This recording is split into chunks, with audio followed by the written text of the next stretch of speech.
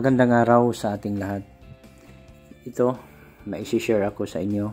Mayroon akong na-repair na UPS o uninterruptible power supply. Ito po ay ginagamit sa mga desktop computer. Bali, ang problema nito ay hindi daw siya nagpa-power on.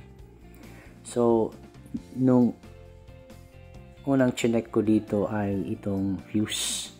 Okay naman yung fuse.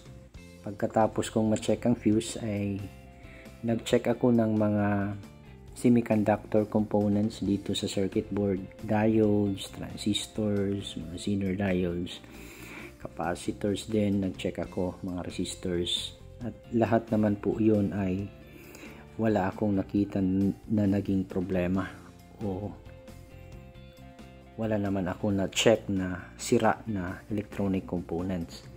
So pagkatapos ko ma-check lahat ng components ay nagpunta ako dito sa battery. Nung chinek ko ito, yan po ay naputol yung kanyang terminals dahil sa kalawang. Tapos ang ginawa ko sa battery na yan ay nag-measure ako ng voltage output. So gumamit ako ng digital multimeter.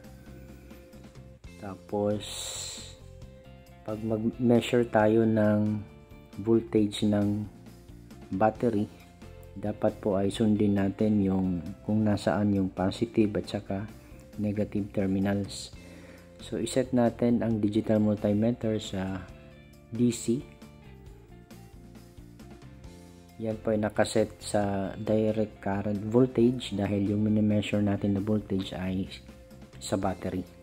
So ilagay ang red test rod sa positive side at yung black test rod naman ay sa negative side ng battery. So meron tayong nasukat na voltage na nasa 3.77 volts. So ibig sabihin po niyan, yan po ay mababa na voltahe para sa ganitong klase na battery.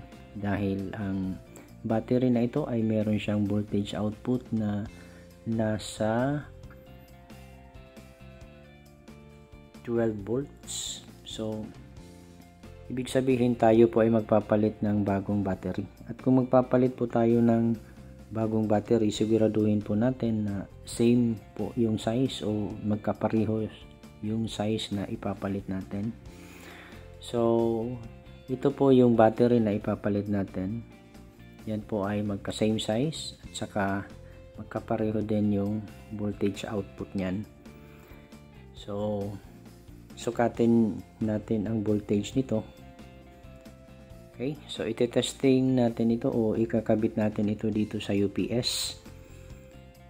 Pero bago natin ito ikabit, papakita ko lang sa inyo na ang pag-measure ng voltage output ng battery na ito. So gagamit tayo ulit ng digital multimeter.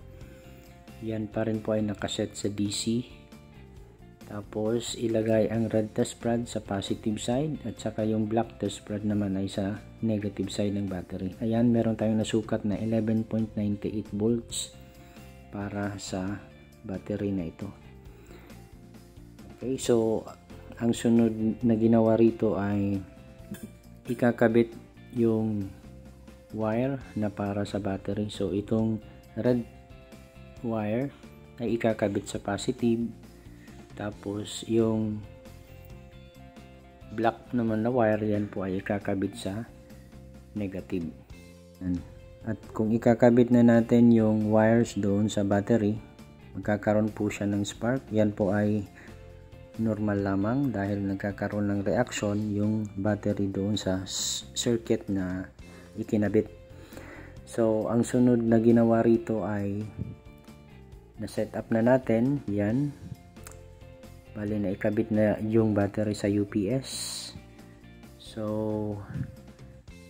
sunod ay ipa-plug in ito sa power source. At saka nakaset up na rin yung digital multimeter doon sa may outlet ng UPS. Ayan po. Yan ay nakakabit na doon. Pansin natin, wala pang voltage na nasukat yung digital multimeter dahil hindi pa natin na turn on itong UPS. So i-turn on natin ang UPS. Ayan, i-turn on na natin dahil nagkaroon na siya ng buzzing sound. Yun, meron tayong nasukat na nasa 214 volts. Okay, so ilipat natin itong red test rod doon sa iba pang outlet. Ayan, meron din tayo nasukat na 214 volts. Sa kabila naman, 214 volts din. Sa sunod naman na outlet, yun, meron tayong nasukat na 213.8 volts. So, kung titingnan natin, nagkaroon na ng voltage output itong UPS o uninterruptible power supply. So bali yung ginawa natin ay nagpalit po tayo ng battery. Dahil napalitan na natin ito ng bagong battery, sunod na gagawin dito ay i-reassemble natin itong UPS tapos mag final testing tayo. At ito na-reassemble na natin ang UPS. Gamit tayo ngayon ng study lamp. Yan po ay naka-plug in doon sa outlet ng UPS. Tapos itong plug ng UPS, yan po ay ipa-plug in natin dito sa power source. Yan, na-plug in na natin. Tapos i-turn on natin itong UPS. Yan, na-turn on na. At umilaw na rin ang study lamp. Okay, so ibig sabihin nagkakaroon na siya ng voltage output doon sa outlet. Ngayon, tanggalin natin ang plug ng UPS. Pansin ninyo, hindi po na-turn off yung study lamp. So, ibig sabihin, gumagana yung kanyang standby power. Plug in natin siya ulit. Ayan, subukan pa natin i-unplug itong UPS mula sa power source. Tingnan natin yung epekto dito sa study lamp. Ayan, hindi pa na-turn off yung study lamp. So, ibig sabihin, okay na itong UPS na ating ginawa.